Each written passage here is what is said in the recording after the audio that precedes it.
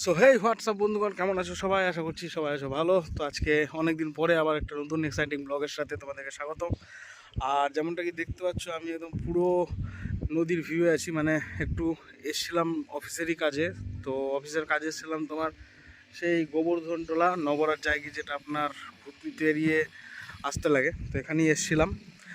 তো হঠাৎ করে এখানে এসে মনে হলো যে মানে এখানে অ্যাকচুয়ালি সবাই তরমুজ লাগিয়েছে। তো আমার হঠাৎ করে মনে হলো যে একটু তরমুজ নিয়ে নেওয়া যাক, যার কারণে এসেছিলাম ভিজিট করতে। তো এখানে চারদিক দিয়ে ঘুরতে ঘুরতে ঘুরতে ঘুরতে আসলাম। এখন যাব জমির দিকে। আমাদেরই সব কাস্টমারদের জমি রয়েছে এখানেই। এসেছিলাম, তো দেখা যাক সামনের দিকে, তোমাদেরকে দেখাচ্ছি ভিউটা। তো চলো বেশি ভাট নামকে ব্লগটা স্টার্ট করছি, তোমরা দেখতে থাকো ভিডিওটা।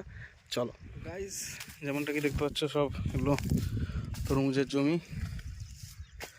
আর সব তরমুজ হয়ে আছে, যেমনটা কি দেখতে পাচ্ছ। এখানে চারিদিকে দেখো কত তরমুজ। আমরা সব তরমুজ কিনে খাই, অনেক হয়তো তোমরা তরমুজের গাছ দেখো নি, আমিও দেখেছি, বাট এতটা বড় দেখিনি। যেমনটা দেখতে পাচ্ছ এক একটা তরমুজের সাইজ দেখো গাইস, ভালো লাগছে। আর পাশেই বড় ওদিকে নদীর ভিউটা দেখায়। ওদিকে পুরো নদী, ওই পারটা হচ্ছে তোমার দিয়ারা, যেদিক ভূতনি দিয়ারা যেটাকে বলে। আর ওদিক দিয়ে তোমার যাওয়া যায় পুরো ওদিকে বিহার, গঙ্গা সব চারিদিকে মিলে উঠেছে গাইজ। যেমনটা কি দেখতে পাচ্ছ তোমরা, আমাদের এখানে অনেকগুলো তরমুজ ভাঙা রয়েছে। এগুলো সব তরমুজ ভাঙা আছে নাকি দাদা আগে থেকে? আচ্ছা,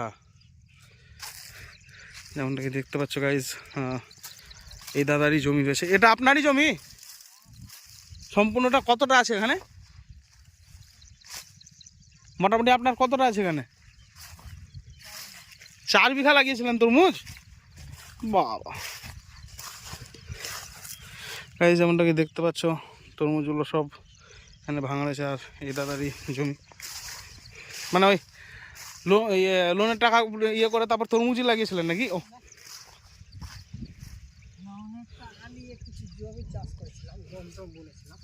আচ্ছা, বাহ, সেই বড় বড় তরমুজ তো, দারুণ দারুণ।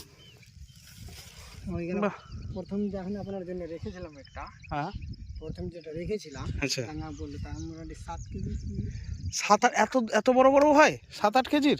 ওইটা 6 কেজির উপরে হবে। কোনটা এটা? হ্যাঁ, আপনার কাচ্চা আছে। এগুলো সব পেকে গেছে? দুটো ঠিকই আছে, না ঠিক আছে, খুব ভালো লোকেশন, খুব সুন্দর। মানে আপনাদের এখানে জায়গাটা এত সুন্দর লাগলো। না না, আসলে তো ডেকেছিলেন দাদা, এইও সময় পাচ্ছি না বলে। আর গাইস, যেমনটা কি দেখতে পাচ্ছ এদিকে পুরো এই চারদিকে এই যে জমিটা আছে দাদারই রয়েছে। আর এদিকটা পুরোটাই ফাঁকা মাঠ। আমরা চেষ্টা করি ওদিকটা ইয়ে করার, বাট হয়ে ওঠে না। আজকে এদিকে এসেছিলাম ভিজিটে, যার কারণে ভাবলাম যে একটু এভাবে দেখাও হয়ে যাবে আর ঘোরা হয়ে যাবে। তো ওই পারটাতে যেমনটা কি গঙ্গা, ওদিক এই ওই পারে গেলে দাদা কি ওটা দিকে দিয়ারা? হ্যাঁ, ওই পাটটাতে। আচ্ছা, বুঝতে পারলাম। ও কোন দিকে গম লাগিয়েছেন? ওই সাইডটাতে? আর মোটামুটি গম কতটা লাগিয়েছেন? এদিকে আপনাদের এই বালি মাটিতে কি কি চাষ হয় এখানে মোটামুটি? হ্যাঁ, কদু হয় এখানে না? না, আপনাদের এখানে ইয়েটা দেখলাম, পটলটা দেখলাম সব ইয়ে হয়ে আছে, মানে ওই আপনার নিচের দিকে চাষ করছে। আমাদের ওখানে আবার পটল কী হয় বলুন তো, মানে আপনার ইয়ে করে চাষ করে, ঝাঙে করে চাষ করে পটল। হ্যাঁ, খাওয়ার ইন্টারেস্ট লাগবে না, যেটা জমিতে হবে। আচ্ছা, ওইটা খেয়ে দেখবে না, ওর ইন্টারেস্টটা মিলিয়ে দেখবেন কেমন লাগছে। আচ্ছা, ভাগ আছে না ওই জমি টাকার? ও আচ্ছা আচ্ছা আচ্ছা,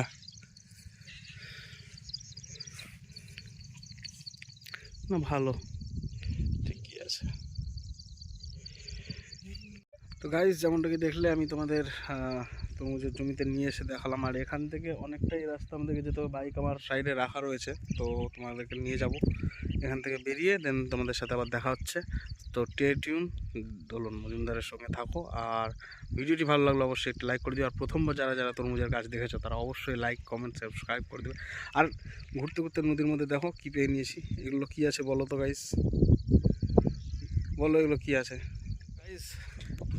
যেমনটা কি দেখতে পাচ্ছ এই দিকটাই বাইক, ওই যে আমার বাইক ওখানে রাখা রয়েছে। আর আমি যাচ্ছি শরীর বালির মধ্যে দিয়ে হেঁটে যাচ্ছি গাইস, প্রচণ্ড অসুবিধা হচ্ছে। আর ব্যাগের মধ্যে আপনার 10 কিলো ওজন রয়েছে ব্যাগে, তো মানে ফেটে যাচ্ছে। আর এই যে দেখো গাইস, সাদা সাদা সাদা সাদা যেগুলো তোমরা দেখতে পাচ্ছ এগুলো হচ্ছে তোমার ঝিনুক। এই যে দেখো, এই যে নদীর মধ্যে এগুলোতে ঝিনুক রয়েছে পুরো নদী ধরে। এখানে চারিদিকটাই গাইস জল হয়ে যায় যখন মানে নদীতে জল বাড়ে, চারিদিকে জল হয়ে যায়। তো বাইক আমার ওই যে রাখা রয়েছে। আর অবস্থা প্রচণ্ড খারাপ হয়ে গেছে গাইস, যেহেতু পেছনে ব্যাগের মধ্যে দুটো তরমুজ ভরে নিয়েছি।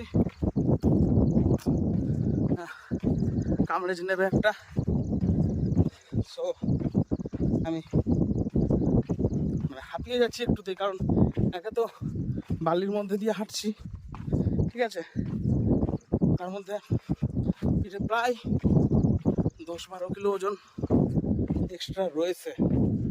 তো গাইস যাই, ঠিক আছে, সামনের দিকে তোমাদের সাথে আবার দেখা হবে। তো ততক্ষণের জন্য আজ আমরা ইফতার করব সবাই, তো তারই প্রসেস চলছে। আর এখানে সব কিছু এলো, খেজুরগুলো সব এরকম কেন হয়ে গেছে রে ভাই? সব ভালো। তাতে জুস হচ্ছে, মানে মুড়ি টেঙ্গি সব কিছু হচ্ছে। আর এখানে দাঁড়াও, আগে জল কেন ফেলছে রে ভাই? এখানে সব তরমুজ কাটা হয়েছে। টেস্ট পরে হবে, রোজা তাহলে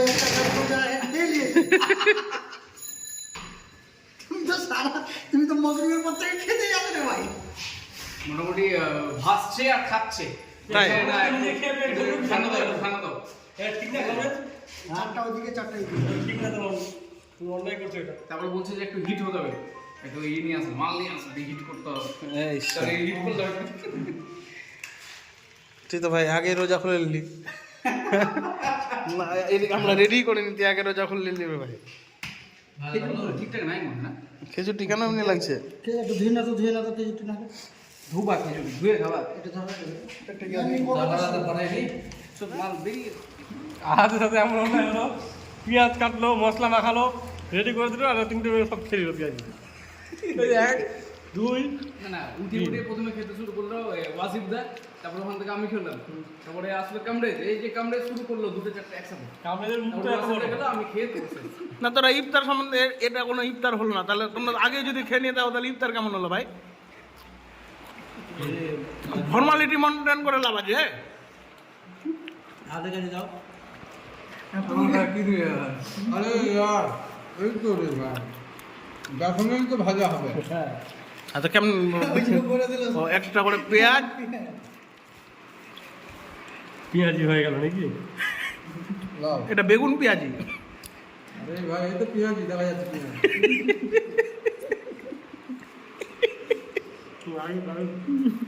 রাজীব কিছু বলো, বলো রে ভাই। রাজীব ভালো।